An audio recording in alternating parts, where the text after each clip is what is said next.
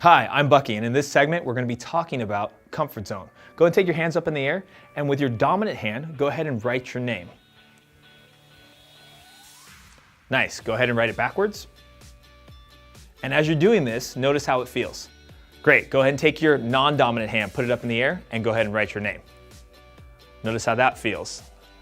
Now go ahead and write that name backwards. How'd that feel? Did it feel strange? Uncomfortable? Maybe a little bit different? Have you ever heard of the term comfort zone? I'm sure you have. We hear it all the time in our culture. If I need to grow, I need to step outside of my comfort zone. If I need to learn something new, I need to step outside of my comfort zone. Yeah, we hear about it all the time, but let's talk about what's inside our comfort zone. For example, eating, hanging out with friends, using social media. And the thing to remember is that every person's comfort zone is a little bit different. But let me ask you this question. What would life be like if all you could ever do in your life 7 days a week, 24 hours a day, 365 days a year were the things you were comfortable doing? Answer, pretty boring. And I think that at first, yeah, it'd be comfortable, be nice, but at the end of the day, it would be boring. So let's talk about what goes outside of our comfort zones. That's where the magic happens. That's where our goals take place, our passions, things that we want to do, people we want to become, places we want to visit. That's where those things reside. Now, my question for you is, how do I get from inside my comfort zone to outside of my comfort zone? For me in my life, something that I've always wanted to do was live in another country. And I remember a long time ago was the first time I had an opportunity to travel to another country. I got invited to do a program or to work in Singapore. And I remember when I first got that invitation, all the different things that started to go on inside of me. The little voice inside my head saying all those negative things. My heart, I started to sweat a little bit in just making the decision. And I remember being in that moment and just saying, yeah, I'm gonna go for it. I'm gonna go for it. And when I did that, something happened. This happened.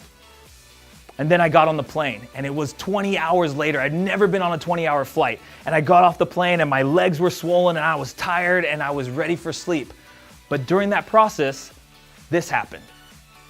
And then when I was in Singapore, I was hanging out with new people, speaking different languages, eating different food, and this happened. And everything that I did in that place, my comfort zone began to get larger and larger and larger. I remember I had the opportunity to travel to a different country after the program was done. I think it was Malaysia, and then Indonesia, and then Japan. And it was like, all these things started to happen. My comfort zone started to expand and expand and expand.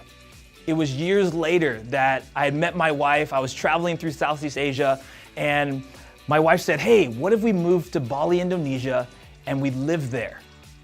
And it was all those little decisions that came before that brought me to that decision in my life where I could actually choose to live out my dream. So many times when we have goals, we think about, man, how do I get from A to Z? And I'm telling you right now, it's little steps at a time. For more free success tools just like this, check out quantumlearning.com.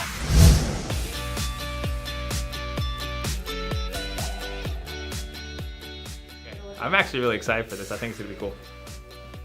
Okay. So inside our comfort zone,